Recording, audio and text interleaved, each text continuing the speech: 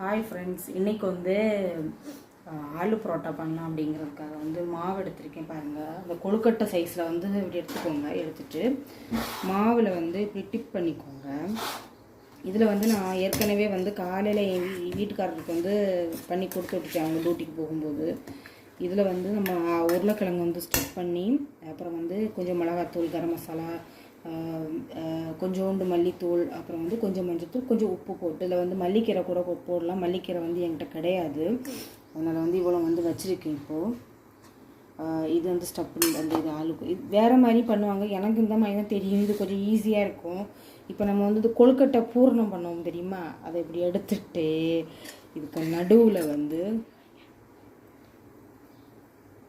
நடுவில் வந்து இதை ஸ்டஃப் பண்ணிக்கலாம். ஸ்டஃப் பண்ணிவிட்டு இதை வந்து பாருங்கள், மூடி வச்சிட்டோம். கொழுக்கட்டை மாதிரி வந்துருச்சு.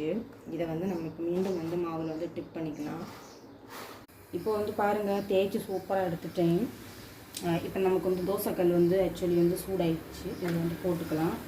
போட்டுட்டு நீங்கள் வந்து நெய் வேணும்னா நெய் எடுத்துக்கலாம், இல்லைன்னா வந்து ஆயில் எடுத்துக்கலாம், எந்த வேணாலும் எடுத்துக்கலாம்.